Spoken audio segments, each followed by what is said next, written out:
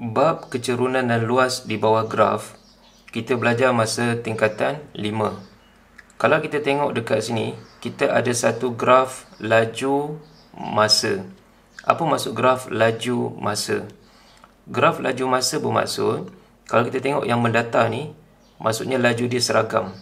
Laju seragam maksudnya laju dia sama saja, iaitu 30. Laju dia sama saja. Lepas itu, makin lama dia makin laju, makin lama makin laju, makin lama makin laju sampai atas ni lah. Lepas tu dia turun. Apa maksud ni? Maksud ni ialah laju dia semakin menurun. Semakin menurun. Lepas tu yang ni lagi menurun. Boleh? Okey, itu maksud graf laju masa. Kalau kita tengok soalan A, dia kata nyatakan laju seragam zarah itu bergerak. So, dekat mana laju seragam tadi? Laju seragam yang ini kan, yang mendata ni. Maksudnya laju dia maintain saja. Berapa laju dia? Laju dia ialah, tengok sinilah. Ini laju kan? Ini ialah masa. So tengok sini. Laju dia ialah 30. Tulis dekat sinilah jawapan dia 30. Kalau dia tanya masa, baru kita tengok sini. Masa dia berapa? 10 tolak kosong. Masa dia ialah 10. Tapi dia tak tanya masa, dia tanya laju. Kalau laju tengok yang inilah. Tak payah kira pun. Untuk soalan B, kita kira kadar perubahan laju zarah itu dalam tempoh 25 saat yang terakhir. 25 saat yang terakhir ni bermaksud daripada 25 pergi ke 50. 50 tolak 25, kita akan dapat 25 kan? Inilah 25 saat yang terakhir. Okey, maksudnya kita akan fokus pada graf ini sahaja. Boleh? Graf yang dia semakin menurun ini. Okey. Kalau kita tengok kadar perubahan laju, kita kira melalui laju bahagi dengan masa. Laju bahagi dengan masa, saya tulis dulu soalan B. Laju bahagi dengan masa sama dengan, kalau kita tengok laju ialah yang tegak ni kan. Maksudnya kita tengok yang tegak ni, berapa ni? Kita fokus graf ni saja. Yang tegak ni berapa? Yang tegak ni tinggi ni ialah 30. Jadi 30 per masa, kita dah kira tadi daripada sini sampai sini 25. Kalau kita tekan kalkulator, kita akan dapat 30 bahagi 25. Kita dapat 1.2. Okey, kita dapat 1.2. Kalau kita tengok kita punya graf ni, kelajuan dia semakin menurun, kan? Disebabkan dia semakin menurun, kita letak simbol negatif. Negatif sebagai tanda kelajuan dia semakin lama semakin menurun, semakin lama semakin menurun. Okey. Kita boleh juga kira kadar perubahan laju dengan cara kira kecerunan. Kita fokus pada garis ini. Garis ini kita ada dua titik titik yang awal ni dengan titik yang akhir ni. Titik yang awal ni, koordinat dia ialah, kita ambil yang ini dulu, X, paksi X, 25. Dia punya Y dia ialah 30. 25, 30. Yang ini, yang ujung ni, X dia ialah 50, Y dia ialah 0. Okey, macam mana kita nak kira kecerunan? Kita nak kira kecerunan, mestilah Y tolak Y. Y tolak Y, X tolak X. 30 tolak 0, 25 tolak 50. Sama dengan, okey, saya tekan kalkulator. 30, saya buat pecahan dulu. 30 tolak 0 per 25 tolak 50. Saya dapat negatif 6 per 5. Kalau dalam point, saya dapat negatif 1.2. Okey, kita dapat negatif 1.2. Sama kan? Okey.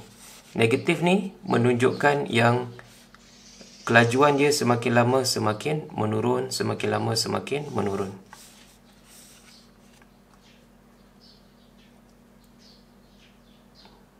Untuk soalan C, dia suruh kita kira nilai U yang atas ni.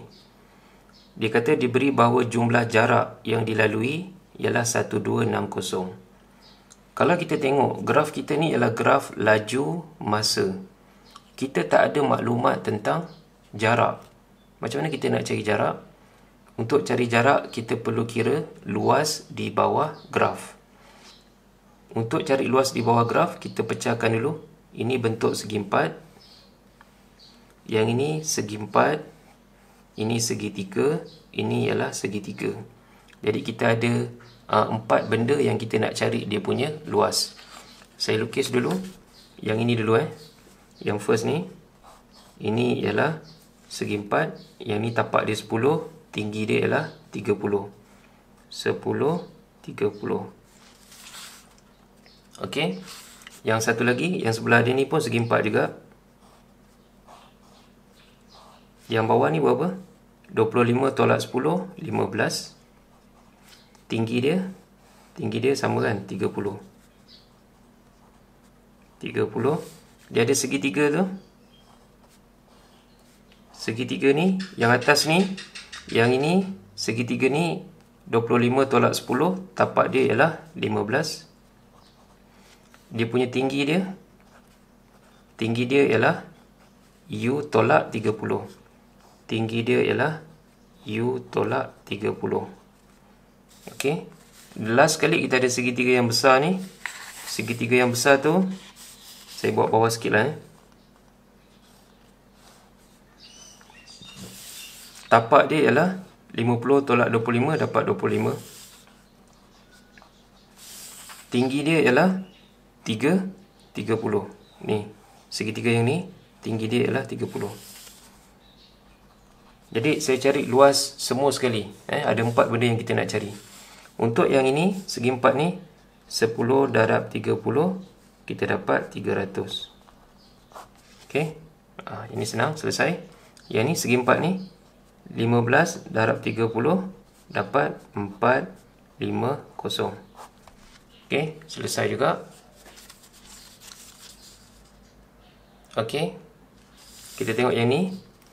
Segitiga ni 1/2 darab 15 darab U tolak 30. Okey. Sama dengan 1/2 darab 15. Kalau tak tahu boleh tekan kalkulator. Kita akan dapat 7.5. 7.5 U tolak 30. Sama dengan okey, 7.5 darab dengan U, 7.5 U. 7.5 darab 30, kita akan dapat negatif 225. Ini untuk segitiga yang kecil kat atas ni. Okey. Yang ini pula segitiga yang last, 1/2. Segitiga mesti ada 1/2 1/2 darab tapak 25 darab dengan 30. Dapat, kita tekan kalkulator, 1/2 darab 25 darab 30. Kita akan dapat 375.